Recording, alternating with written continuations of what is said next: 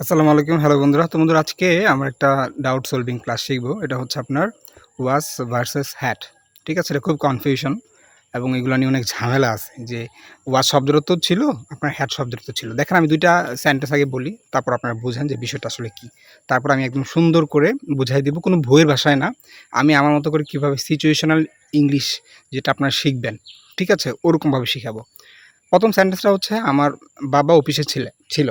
My father was at the office এবং আমার বাবার একটা কি বাইক ছিল। মাই ফাদার হ্যাড এ বাইক। দেখেন ২ টা শব্দের অর্থই হচ্ছে আপনার ছিল। ঠিক আছে? যারা একদম নতুন তো তারা অবশ্যই ভিডিওটা দেখবেন। ১ম থেকে শেষ পর্যন্ত বুঝতে পারবেন। আর যারা অনেকেই জানেন এটা সম্পর্কে আপনারা চাইলে আবার দেখতে পারেন, তাহলে আপনাদের ডাউটটা আরও ক্লিয়ার হয়ে যাবে। ঠিক আছে? তাহলে দেখেন ২ টা শব্দের অর্থই কিন্তু ছিল। এখন বিদেশিরা কিন্তু ভাই এই যে বাংলিশ তারা বুঝে না, হ্যাঁ? ওয়াজ শব্দের অর্থ ছিল, হ্যাট শব্দের অর্থ ছিল। তারা কি এটা বুঝবে? তারা এটা বুঝে কি দেখেন আমি বুঝাই। আগে স্টেট অফ বিংটা আপনাদের ক্লিয়ার করা। স্টেট অফ বিংটা কি? স্টেট অফ বিংটা হচ্ছে আপনার অ্যাম ইজ আর ওয়াজ ওয়্যার। তো অ্যাম ইজ আর ওয়াজ ওয়্যার এগুলো কখন, কিভাবে ব্যবহার হয়? ওই বইয়ের ভাষা subject plus am is are was were plus মুডার প্রেজেন্ট ফর্ম প্লাস অবজেক্ট এগুলো না। ওরা এটা বুঝে কি কোনো একটা বস্তু বা ব্যক্তির এটা হচ্ছে আপনার সিচুয়েশন, তার কন্ডিশন, তার অবস্থান এটা বুঝায়। যেমন দেখেন এখানে কোনো কাজ হবে না।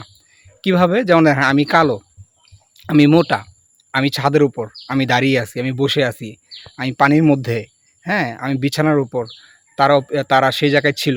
আচ্ছা এগুলো তো কোনো হচ্ছে আপনার কাজ না, এগুলো কোনো কাজ। যেমন দেখেন আমি নির্বাক, এটা কি আমার কোনো কাজ? আচ্ছা আমি দেখতে অসুন্দর, গাছটা এখানে দাঁড়িয়ে আছে, এগুলো কোনো কাজ। কাজ কোনটা? কাজ ওটা যেটা হচ্ছে আপনার মোশন হয়, অ্যাক্টিভিটি হয়। অ্যাক্টিভিটি যেমন আমি ঘুমাই, এটা আমার কাজ। আমি হাঁটতেছি, আমি ভিডিও বানাচ্ছি, আমি যাই, ঠিক আছে? আমি হাঁটি, হ্যাঁ? আমি তাকে থাপ্পড় দেই, গাছটা নড়তাছে, এগুলো হচ্ছে আপনার কাজ। এগুলো হচ্ছে আপনার অ্যাকশন, ঠিক আছে? তাহলে এটা হচ্ছে আপনার কোনো একটা ব্যক্তি বা বস্তুর হচ্ছে আপনার অবস্থান বোঝায়। তার অবস্থানটা কী? ঠিক আছে? আপনি যদি বলতেছেন যে, ওই লোকটা অনেক সুন্দর ছিল, হুম? ওই ফলটা অনেক সুস্বাদু ছিল। এগুলো কোনো কাজ না, এগুলো কোনো কাজ না। এটা হচ্ছে ওই বিষয়টার অবস্থান, সিচুয়েশনটা আপনি বোঝাচ্ছেন। ঠিক আছে? তাহলে আমরা চলেন কয়েকটা উদাহরণ নেই, তাহলে বিষয়টা খুব সুন্দর করে বুঝতে পারবেন এবং বিদেশিরা এভাবেই বুঝে যে কোনো একটা বিষয়ের সিচুয়েশন, কন্ডিশন তার অবস্থানটা কী, ওটাকেই তারা হচ্ছে আপনার অ্যাম ইজ আর ওয়াজ আর লাগায়। ঠিক আছে? তাহলে এখন আপনি বলতে পারেন যে আকাশটা আ আকাশটা হচ্ছে আপনার পরিষ্কার ছিল। কিভাবে বলবেন? এটা কোনো কাজ? না। The sky was clear. হ্যাঁ? তো আবার বলতে পারেন যে আকাশটা হচ্ছে আপনার মেঘালয় ছিল। মেঘলা ছিল। দ্য স্কাই ওয়াজ ক্লাউডি বলতে পারেন। আমি অফিসে ছিলাম। I was at the office. ঠিক আছে? তারা সেখানে ছিল। দে ওয়্যার দেয়ার। তারা সেখানে ছিল। কোনো কাজ না। গাছটা সুন্দর ছিল। The tree was nice. ঠিক আছে? এইখানে একটা ইয়ে ছিল, মানে এই জঙ্গলে একটা বাঘ ছিল। Once upon a time there was a tiger in this village or in this forest. ঠিক আছে? একজন মহান মানুষ ছিল। There was a great person in the village, এই গ্রামে। ঠিক আছে? দেখেন এগুলো কিন্তু কোনো ইয়ে না। আপনি বলতে পারেন যে আমি ছাদের উপর ছিলাম। I was on the roof. আ তারপর বলতে পারেন বইটা টেবিলের উপরে ছিল। This book was on the table. ঠিক আছে? আমার ওয়ালেটটা হচ্ছে আপনার আলমারির মধ্যে ছিল। ঠিক আছে? My wallet was in the almirah. এভাবে করে এটা হচ্ছে আপনার স্টেট অফ বানাবেন। আমি কালো ছিলাম। আর একটা জিনিস মনে রাখবেন, যেকোনো একটা জিনিস সেন্টেন্স যদি আপনারা করতে চান, এটাকে ২-৩ ভাবে করবেন। কিভাবে করবেন? আপনি বলতে পারেন যে আমি মোটা, আই এম ফ্যাট।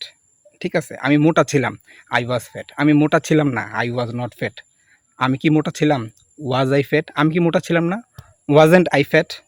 ঠিক আছে? Wasn't I fat. এভাবে করে আপনারা এটা বানাবেন। আব্বা অফিসে ছিলেন, my father was at the office. আব্বা অফিসে ছিলেন না, my father was not at the office. আমার বাবা কি অফিসে ছিলেন? Was my father at the office. আমার বাবা কি অফিসে ছিলেন না? Wasn't my father at the office. ঠিক আছে? দেখছেন? ৩ ভাবে ৪ ভাবে করবেন। তাহলে দেখবেন আপনার একটু জড়তাটা কাটবে। এভাবে যদি না করেন তাহলে কিন্তু জড়তা কাটবে না। তো এটা হচ্ছে আপনার ব্যবহার তাহলে তো বুঝলেন। তো আপনারা এখন যত পারবেন বাংলা লিখবেন। আমি কালো ছিলাম, আমি স্কুলে ছিলাম, আমি অফিসে ছিলাম, আমি ছাদের উপর ছিলাম, যা মন চায় নিজের কাছ থেকে বানাবেন। ঠিক আছে?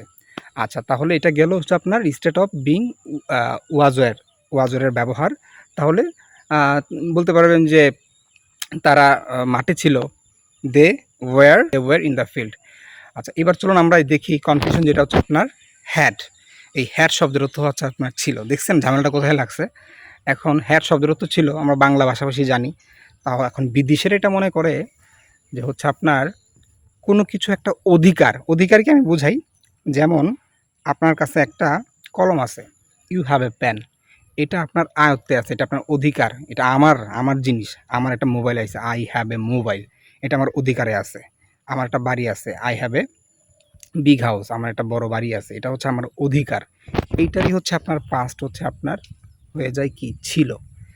আমার বাবার একটা বাইক ছিল, এটা অধিকার। আমার অধিকারে কি কি আছে আমি বুঝি। আমার অধিকারে এই টি শার্ট আছে, আমার ক্যাপ আছে, হ্যাঁ, আমার দাড়ি আছে, আমার মোবাইল আছে, আমার একটা সুন্দর বিল্ডিং আছে, আমার একটা সানগ্লাস আছে, ঠিক আছে। এটা হচ্ছে আমার অধিকারে কি কি আছে। আপনার একটা গাছ থাকতে পারে, আপনার একটা পুকুর থাকতে পারে, এগুলো হচ্ছে আপনার অধিকার। এটা হচ্ছে আপনার হ্যাভ হ্যাজের ব্যবহার। কি ব্যবহার? হ্যাভ হ্যাজের ব্যবহার। তাহলে আপনার কীভাবে বলুন, আমার বাবার একটা বাইক ছিল, মাই ফাদার হ্যাড এ বাইক। ঠিক আছে, প্রত্যেকটা জিনিসের সাথে যে কোনো সাবজেক্টের সাথে আপনার হ্যাড হবে, ঠিক আছে। আর যদি বর্তমানে করতে চান তাহলে থার্ড পারসন হলে আপনার ওই যে হ্যাজ হয়। আর যদি আপনার ইউ হয়, ইউ এর সাথে হ্যাভ হয়, দে হ্যাভ, ঠিক আছে। এটা হ্যাভের নিয়ে আরেকদিন ভিডিও বানাবো না। তাহলে হচ্ছে আপনার আমার একটা মোবাইল ছিল, তাহলে আই হ্যাড এ মোবাইল। তাদের তার একটা পুকুর ছিল, হি হ্যাড এ পন্ড, ঠিক আছে। তার একটা পুকুর ছিল। তার বলতে পারেন যে আমার একটা গাছ ছিল, I had a tree, mango tree, ঠিক আছে। আমার একটা টুপি ছিল, আই হ্যাড এ ক্যাপ, ঠিক আছে। আমার একটা মানি ব্যাগ ছিল, তা আমার বাবার একটা মানি ব্যাগ ছিল, মাই ফাদার হ্যাড এ ওয়ালেট, ঠিক আছে। এই যে সুন্দর করে কিন্তু আপনি এটা ব্যবহার করতেছেন। এখন এটাকে যদি আপনারা নেগেটিভ করতে চান, আমার বাবার একটা ওয়ালেট ছিল না, টুপি ছিল না, শার্ট ছিল না, সানগ্লাসেস ছিল না। তো এইখানে হচ্ছে আপনার অ্যাডভান্সভাবে বলতে গেলে আমরা এখানে ডিডেন্ট হ্যাভ ব্যবহার করে থাকি। কি ব্যবহার করে থাকি? Didn't have.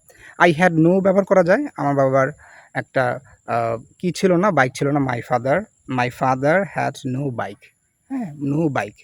এটা হচ্ছে আপনার একটু মানে ওল্ড ভার্সন। আর যদি নিউ ভার্সন করতে চান অ্যাডভান্স, এটা হচ্ছে ডিডেন্ট হ্যাভ লাগায়। প্রত্যেকটা জিনিসের সাথে হচ্ছে আপনি ডিডেন্ট হ্যাভ, যে কোনো সাবজেক্ট। যেমন আমার বাবার একটা বাইক ছিল না, my father didn't have a bike, ঠিক আছে। তার একটা পুকুর ছিল না, হি ডিডেন্ট হ্যাভ এ পন্ড। তার একটা আম গাছ ছিল না, he didn't have a mango tree. আমার একটা মোবাইল ছিল না, I didn't have A mobile, ঠিক আছে। এটাকে যদি আপনারা চারভাবে করতে পারবেন।